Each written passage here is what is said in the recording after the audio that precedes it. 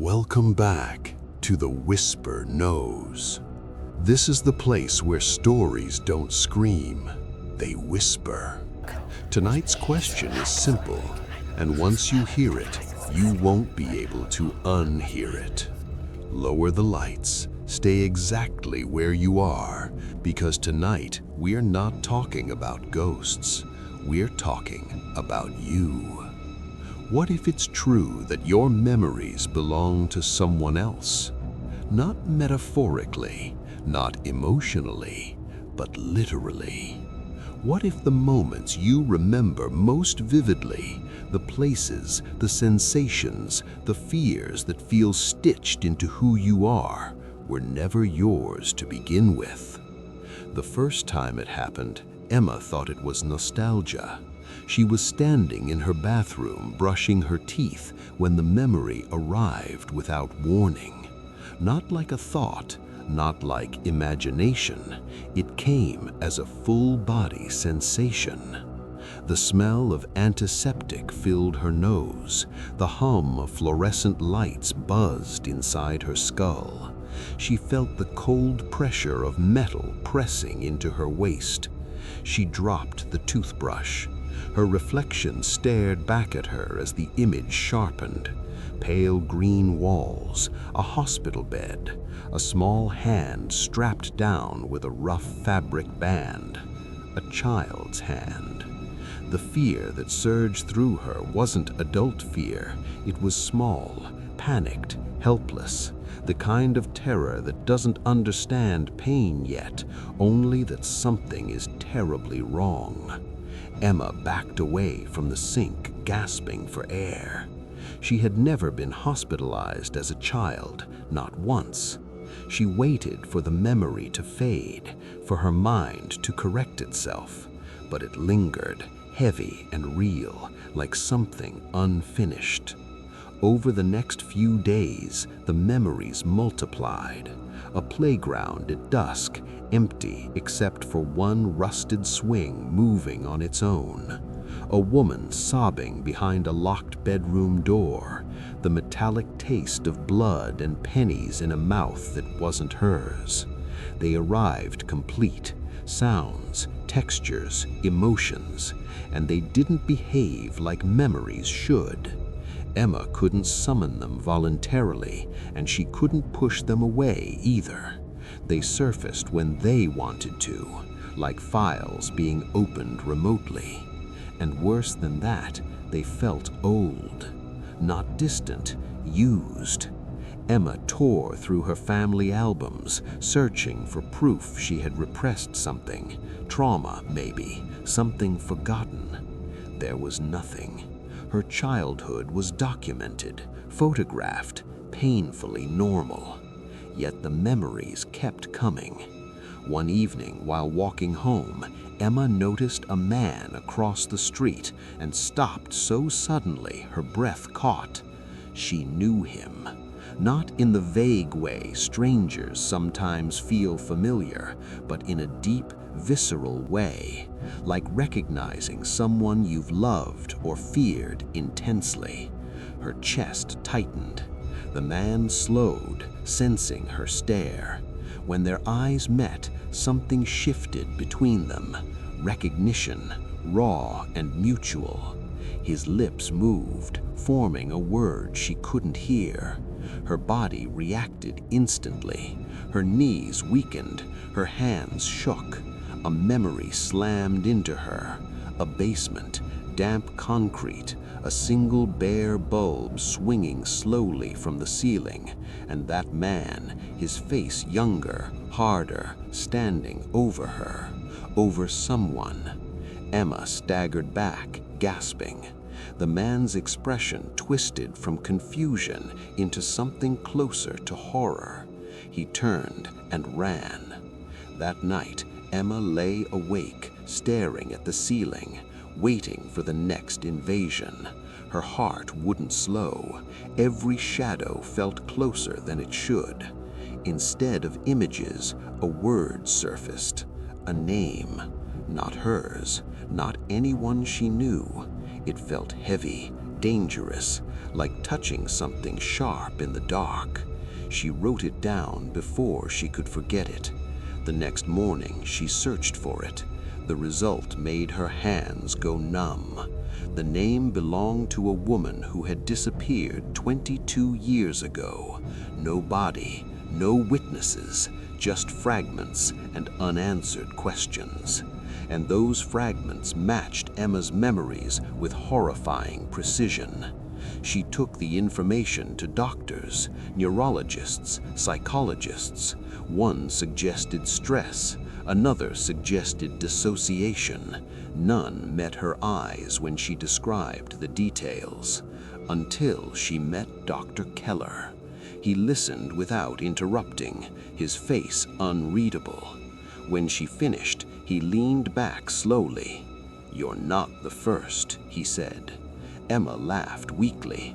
First what? To remember someone else's life. He explained it carefully, like recounting something that wasn't supposed to exist. Rare cases, unpublished, buried. People reporting detailed memories with no personal origin. Not fantasies, not delusions.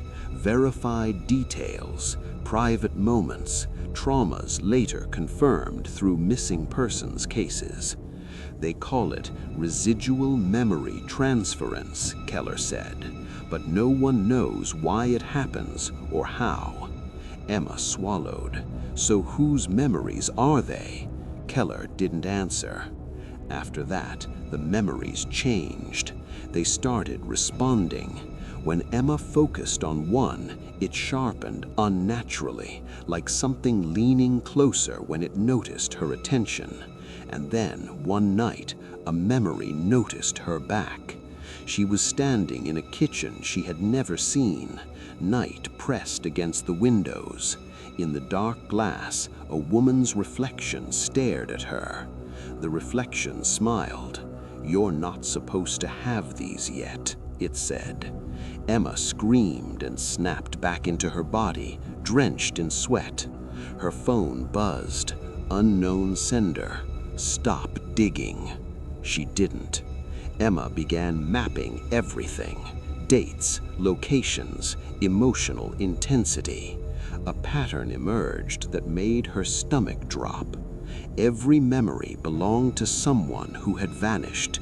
Every disappearance occurred within 40 miles. Every case was closed without a body. They hadn't died. They had been emptied. Dr. Keller called her late one night, his voice tense. "You need to stop," he said. "I shouldn't have told you anything." "Why?" Emma asked. Silence. Then quietly, "Because memories don't survive without a host." Cold spread through her chest. "You mean they move?" "They need somewhere to go," Keller said. "And sometimes they choose." The call ended. Emma stood frozen as another sensation crept in, stronger than any before. She felt a presence behind her, warm, breathing, and she understood something too late. This memory wasn't from the past. It was happening now. Emma didn't turn around. She stood completely still, every muscle locked, listening to the sound of breathing behind her. It wasn't rushed. It wasn't panicked. It was calm, steady, close enough that she could feel warmth against the back of her neck. Then it stopped. She spun around. The apartment was empty. No open doors, no shadows out of place, no proof that anyone had been there, except the memory that flooded her mind the moment she exhaled. Hands covering her mouth, a voice whispering not to scream, the smell of damp concrete and old oil. Her knees buckled. She slid down the wall and pressed her palms against her temples, trying to force the images away. But they didn't fade. They layered themselves over reality, bleeding into her present like ink soaking through paper. That was when Emma understood the difference. These weren't memories she was remembering. They were memories that were remembering her. She stopped going to work, stopped answering calls. The outside world began to feel thin, unreal, like something she had already lived through once and forgotten. Time lost its shape. Days blurred together as more memories surfaced, each one sharper, heavier, more intimate than the last. She learned how to tell when one was coming. The air would feel dense, sounds would dull, as if wrapped in cloth, and then the shift, like stepping into someone else's skin. She felt birthdays she never had, arguments she never survived, love that ended violently without warning, and always at the center of them, the same feeling: being watched. Emma returned to the missing woman's case files, police reports, old articles, photographs scanned and reposted on forgotten forums. She stared at the woman's face for hours, searching for recognition. Nothing. Until she looked at herself in the mirror. The resemblance wasn't obvious, but the longer she stared, the more she saw it. The same eyes, the same shape of the mouth, as if Emma's face were a softened echo of another, a vessel. Her phone buzzed again. Unknown sender. "You're close now." She typed back before she could stop herself. "Who are you?" The reply came instantly. Someone who didn't get to finish. That night, the memories stopped being passive. They began to guide her. Emma found herself standing in places she didn't remember traveling to, street corners she'd never visited but somehow knew exactly where to stand, buildings she'd never entered but could navigate in total darkness.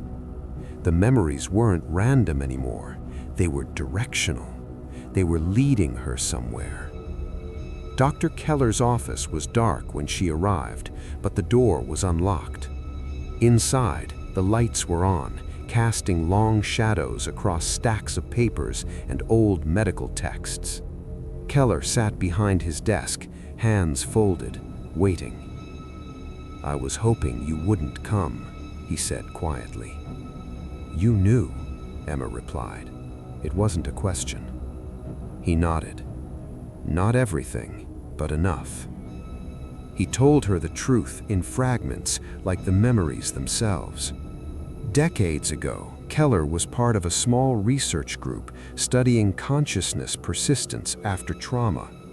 Not life after death, but something else. They noticed that in extreme cases, memory didn't degrade the way it should. It detached. When a person experiences overwhelming trauma, Keller said, sometimes the mind doesn't shut down, it fractures, pieces break loose. "And go where?" Emma asked. "Wherever there's space." The missing people hadn't died, not fully. Their bodies had failed or disappeared or been silenced, but their memories survived, searching for continuity. For most of history, they just faded, Keller said. But now, with so many minds connected, so many people open, distracted, fragmented themselves, it's easier to slip in. Emma whispered, "Why me?" Keller met her eyes. "Because you were empty in the right way." The words hurt more than she expected. He explained the final piece just as the memories surged again, stronger, more coordinated than ever before. Emma felt dozens of lives pressing against her consciousness, aligning, synchronizing. "They don't want revenge," Keller said softly. "They want completion." The room tilted. Emma was no longer in Keller's office. She stood in a basement she recognized instantly. The bare bulb swung overhead. The air smelled of fear and rust. The man from the street stood across from her, older now, weaker. His eyes were wide with terror. "You shouldn't remember," he said. Emma stepped forward and realized she wasn't alone. She felt them behind her, inside her, every missing voice, every unfinished life stacked neatly inside her thoughts. She opened her mouth, but the voice that came out wasn't just hers. "You don't remember us," it said. The man screamed. When Emma came back to herself, she was standing alone in the basement. No body, no blood, just silence. The memories began to recede. One by one, they loosened their grip, not violently, gently, like hands letting go. Emma collapsed to the floor, sobbing, not from pain, but from absence, from the sudden quiet. The police found her hours later, disoriented, alive, alone.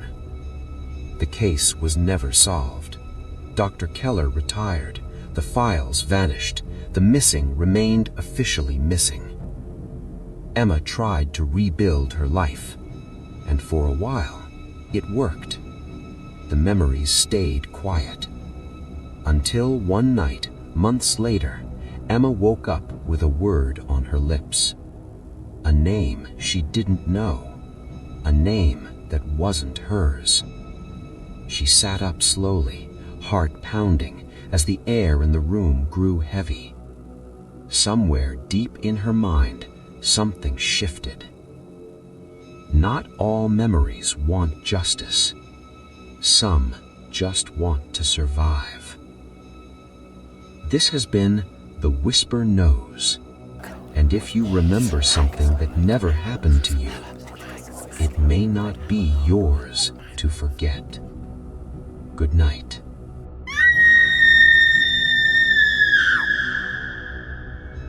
Subscribe if you dare to listen.